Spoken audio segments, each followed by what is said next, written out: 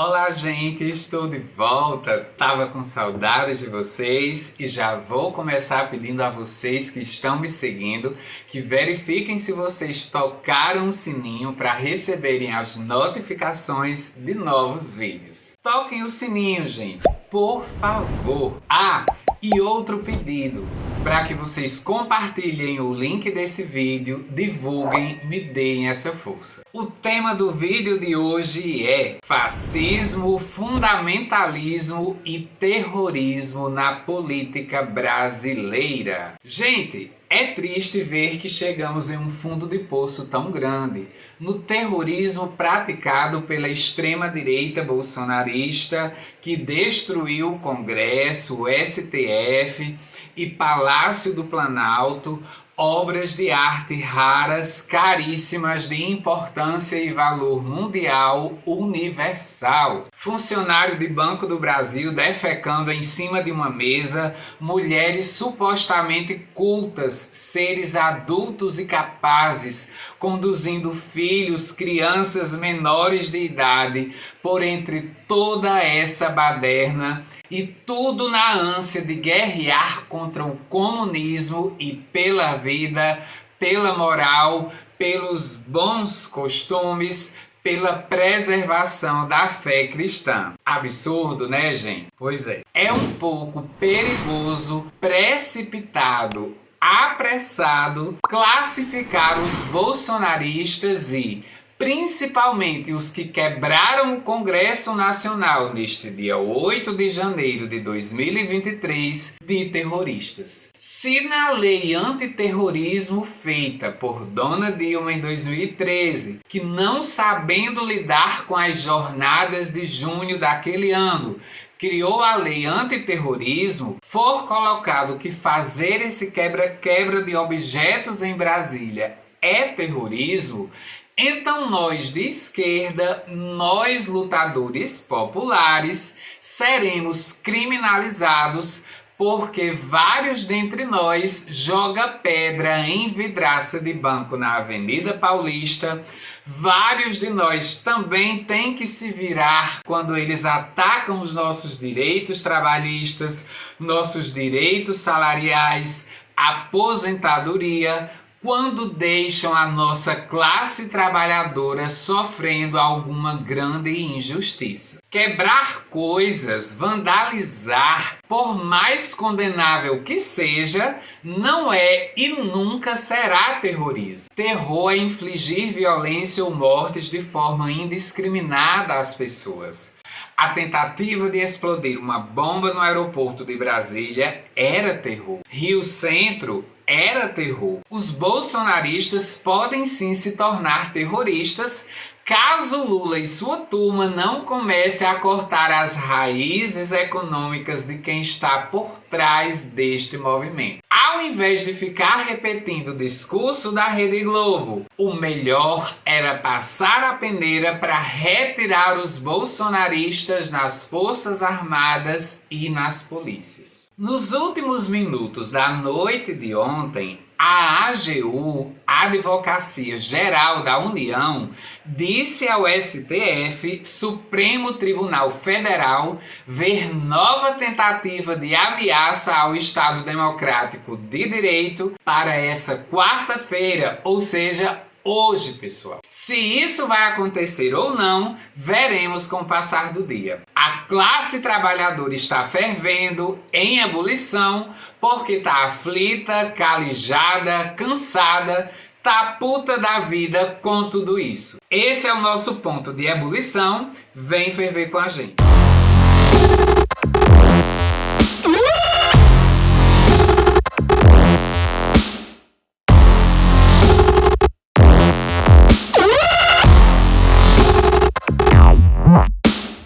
Toda uma dissonância cognitiva, conceito extremamente importante da psiquiatria. Ou seja, a pessoa pensa que ela é exemplo, mas as besteiras, os crimes que ela comete, quando ela toma consciência de que errou, ela fica mal, ela fica perdida.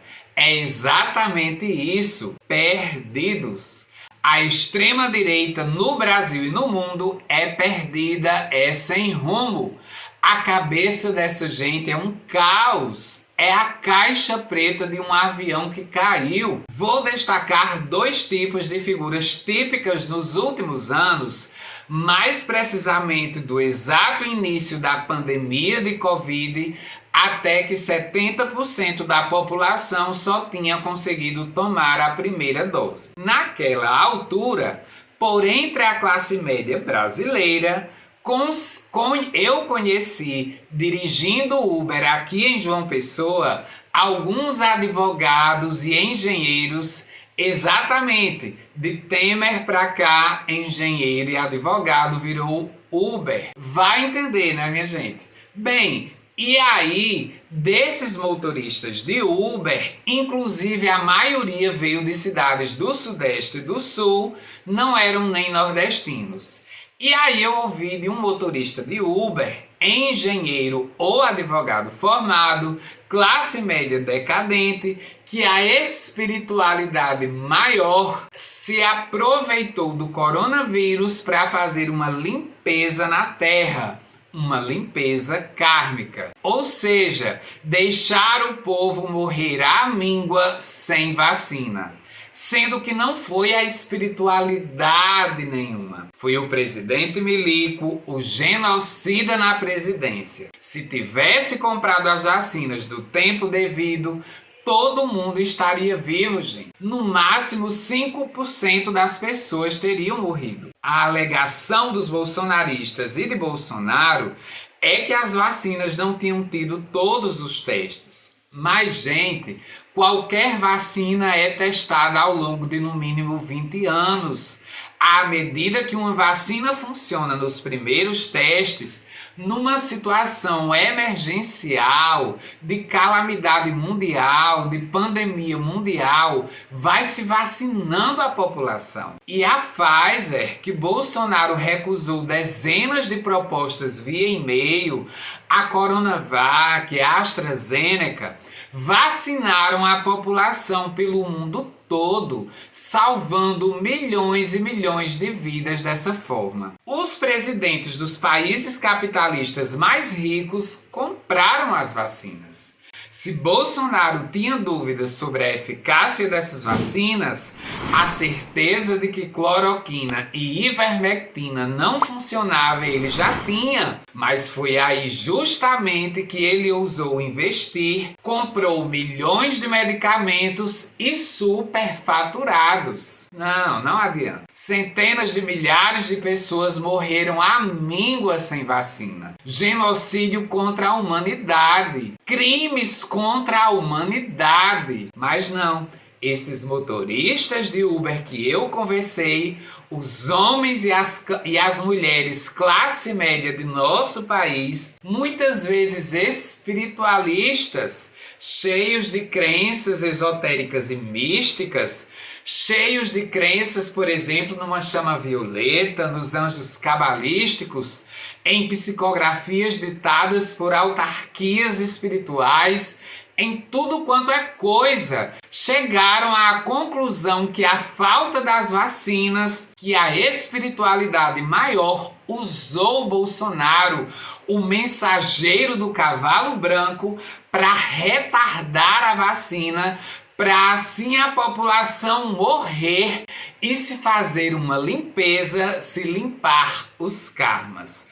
Limpar os karmas da terra através de um geringonço, um jegue, um genocida vizinho e amigo íntimo de milicianos que deixa o povo morrer à míngua sem vacinas. Mas vocês sabem como é a classe média no Brasil e no mundo, quando eles botam uma coisa na cabeça, tem que ser do jeito deles. E o resultado? Acreditam em psicografia.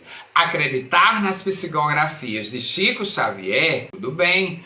A mansuetude e temperança que Jesus pede no Evangelho, as autarquias espirituais ditaram a Chico. Beleza, de boas.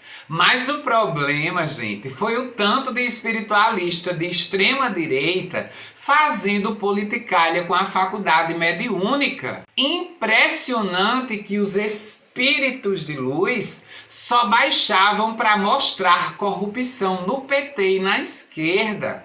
Mas para mostrar corrupção da direita brasileira, que é ditadora, das ditaduras, que são escravagistas, do trabalho escravo em pleno século XXI, que enriquece apenas meia dúzia de banqueiros e do grande empresariado e deixa a população mundial, 90% dela morrendo à míngua, na miséria como a gente vive. Aí nunca chegou uma entidade de luz para mostrar os erros, os crimes. Ou seja, se o espírito de luz só fala mal da esquerda, só vê maldade na esquerda, aí eu fico na dúvida se é um espírito de luz se comunicando ou se não é coisa da cabeça do próprio médium, que é uma pessoa de extrema direita. Não passavam um dia sem reclamar das bolsas de marca e dos sapatos de marca de Dilma Rousseff. E quando veio a esposa de Bolsonaro como primeira-dama, nunca uma bolsonarista classe média, aqui na Paraíba, por exemplo, reclamou que o vestido da primeira-dama era caro, que era de marca.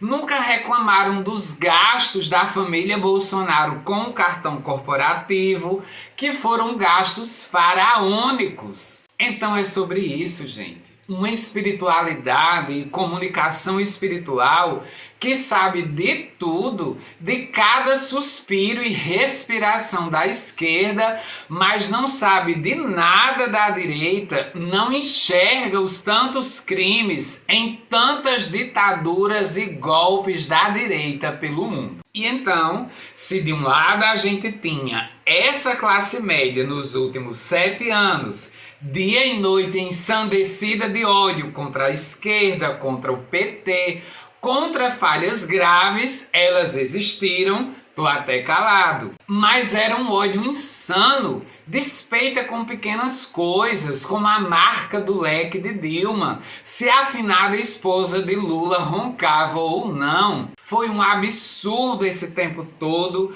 que só se alimentou, só se contagiou e se enriqueceu com os robôs disparando fake news nos celulares do povão 24 horas. Do outro lado, a gente tinha o povão, os mais pobres.